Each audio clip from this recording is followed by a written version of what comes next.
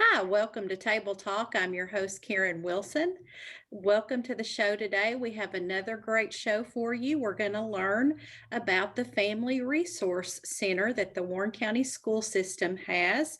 That's our first topic with Miss Delia Walker, and then we're going to talk to the youth leadership class who is doing a project for the Family Resource Center. Welcome to the show, Delia.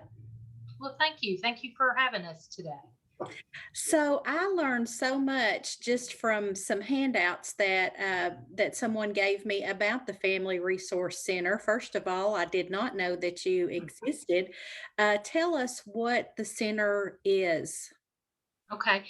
It's a school-based program that we address potential risk or barriers that might prevent students from doing well at school. And so we serve families that have children enrolled in our school system. And so we are based on the middle school campus, however, but we serve all the schools in our county.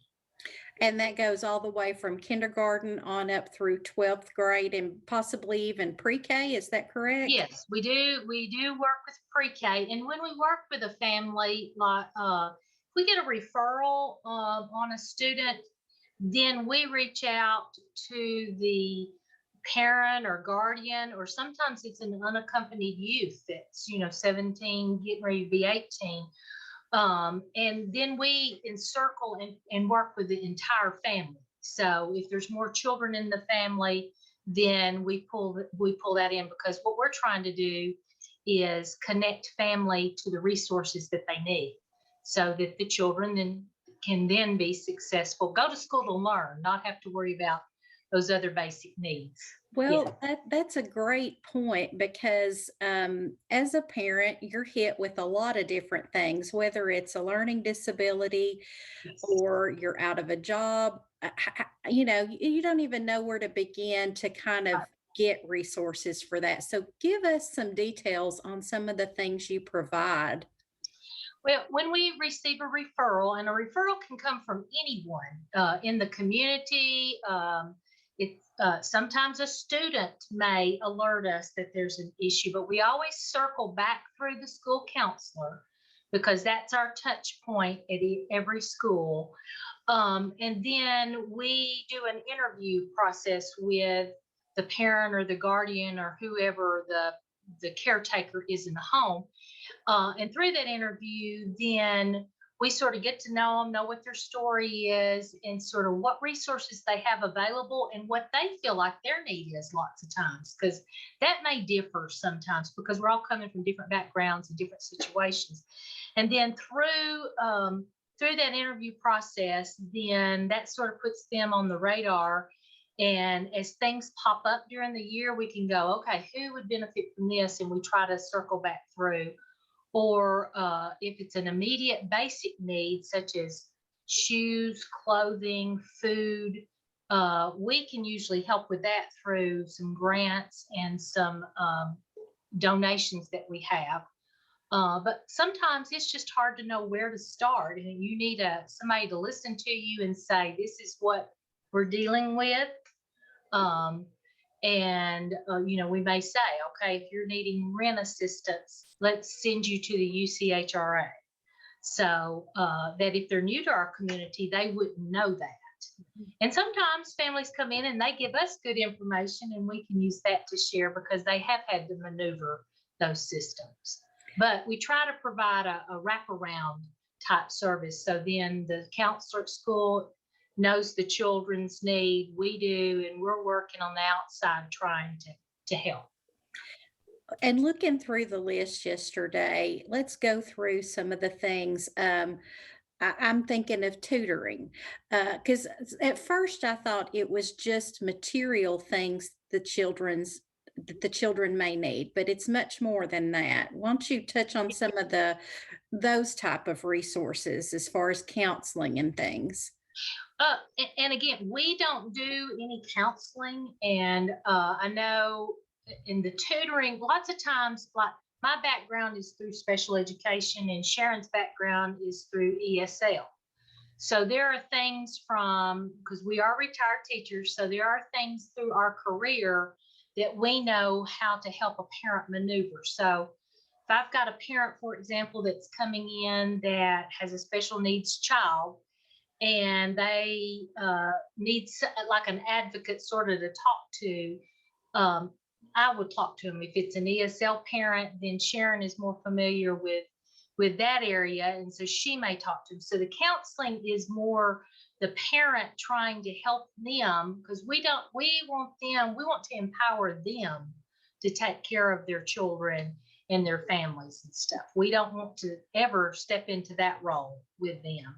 And it may be through, we do have a resource book that our student service workers prepare for us at the beginning, Lori Snow and Amanda Jones.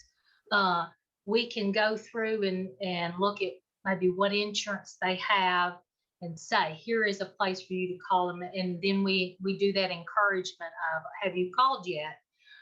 So that is the type of counseling. Sharon, before COVID, was doing some ESL classes with parents. I've done cooking classes with the extension office agency before. So just sort of what the need is that we come across. So we're ever changing, depending on what the need is. Right, and if you can't help them directly, you're giving them, different avenues that they can investigate, whether they need childcare after school because of a job. You're not providing that, but No, you're giving them resources where yes, they can investigate that. yes, yes. That's correct. Okay, we wanna make everybody you're not running a daycare or anything No, like no. that. It's And nothing of that nature. we sometimes get a call saying, do you accept this insurance and do you have openings for counseling? We have to redirect them. And lots of times we get calls that from people that don't have children in our system. But if we have the information, we're definitely going to share it, because that's what community is about, is just sort of helping each other. That's a wonderful point, Delia. Let's talk about how the Family Resource Center came into being. How long have you all been open? We The state legislature in 1993 is who passed the law to open this possibility up. And Sharon and I've talked. Patty Clark was the first director, and it was by a grant. So we've been in existence for about 20 years. Patty started it, and then it has changed. When she went down to a halftime, Kathy Collier came in, and then when Patty retired, Sharon did, and then when Karen did, I did. So that's who the directors have been. Um, it's matching funds, so our county has to make a commitment to make this happen. So they have to match certain funds to provide the salary that pays for this job, and then we work primarily on donations. Mhm. Let's see. I think I looked up for us. There are 102 family resource centers in our state, in 79 school districts across 65 counties. That was part of the data I wanted to look up, because we have had calls from other counties that do not have a family resource center. I wondered about that because is this something that other, because we're in Grundy County, Van Buren County, Right. Weld County, are there similar organizations or resource centers in their areas? Yes. For example, Grundy County, I know has a resource director, but we all have the same basic needs, but we are all very unique. When we meet together, and we talk about what is going on in our center, we're very unique because our needs are different and our resources are different. So there are things that we have here in Warren County that, for example, Grundy County doesn't have access to. Like we're very fortunate that we are a second harvest provider, and that's because Bridgestone pays for us to be a second harvest provider, and that is a huge donation, and we appreciate them so much. Yeah, what a great program that is, where students and families can get fresh produce and Yes. things like that every time the second harvest truck comes through the community. Let's talk too about community partners. You mentioned Bridgestone. Um, Right. how do community partners and individuals even help? Well, it we don't want to list because we're going to forget somebody. Because this community has a very giving heart. But just some examples like the Tiger Lily Fashion Show, that those proceeds come directly to us, and then that is dispersed through our fuel programs in our schools. And so we currently here at the center are packing the high school fuel bags that go out on, they've been going out on Thursday because we're not in school on Fridays with students. And then we reach out to whoever is packing the bags for the other schools and say, hey, we have this money available. Do you need some? And some organizations and churches say, no, we've got it in our budget. We're fine. And then others will say, well, yeah, we could use a little, especially in the spring when we're getting down. So that is a huge, huge one. We partner with Junior Auxiliary and Rotary for the coats for the community, whereas Junior Auxiliary does a handout one day a year, excuse me.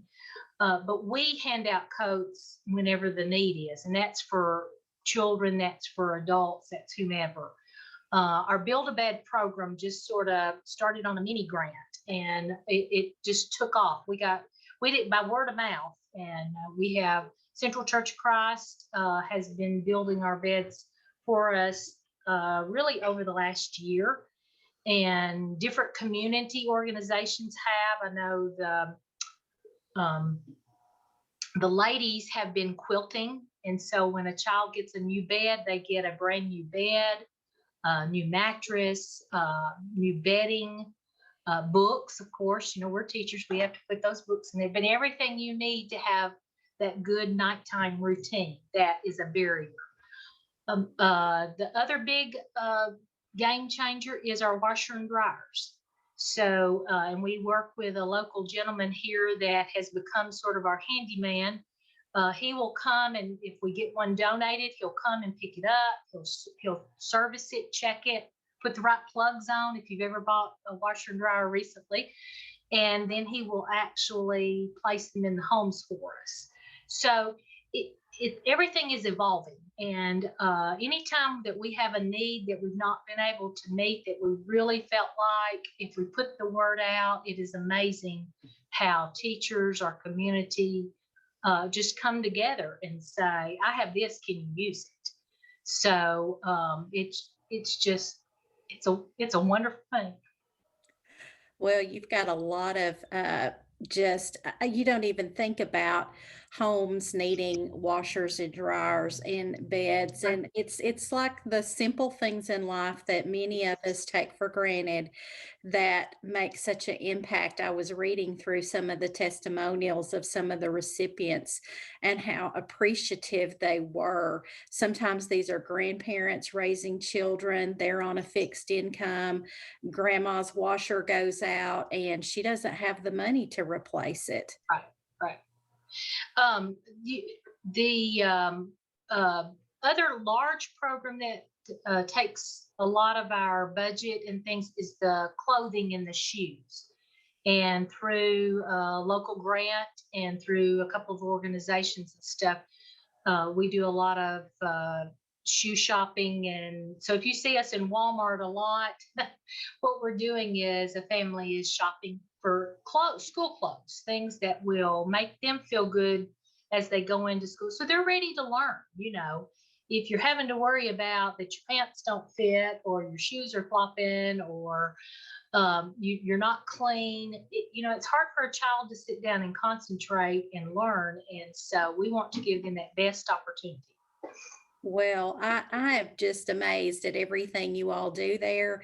If someone wants to contribute or to be a community partner, I would say they can just call the Warren County School System Central Office. Is that correct? Well, no, they need to call us directly, and that number is 507 And if we don't answer, please leave us a message. Whoever is in the office will call you back. Sharon and I job share, so that's why we really ask whoever call, and then if we don't answer, it actually goes into our email, and so we're both being notified that a call has come in, and whoever's covering the office that day will return the call, and we can tell you, hey, can we take it in or not? We do have a space issue a little bit, so we need to make sure that we can place it. We ask that you don't just drop by or drop things off, because if we don't know where it's coming from, then we can't take it in. And especially with COVID, that's even become a bigger issue with us. But we like as many people on our board as we can have, because I think the more people that are putting the brain power to it, the better off we will be. So we just feel very blessed to get to do this job. Well, it's a resource aptly named the Family Resource Center because, as you said, it's really starts with the student, but it encompasses the whole family. Um, and just kudos to you all on providing this service. And I will remind our audience too, if you do not reside in Warren County and you're wondering if you have a family resource center, call your local school system and find out if you have one, because all counties need these. This is so important. Yes, yes, our county was very, I think, smart to take on this, to take the opportunity to match the funds to be able to let us do this. So, yes. Well, Delia, thank you so much for being a guest today. We've got some lovely ladies coming up with youth leadership that's going to talk Oh, about yeah. the project that they are working on for the Family Resource Center. So we'll invite our audience to come back in just a moment for more table talk.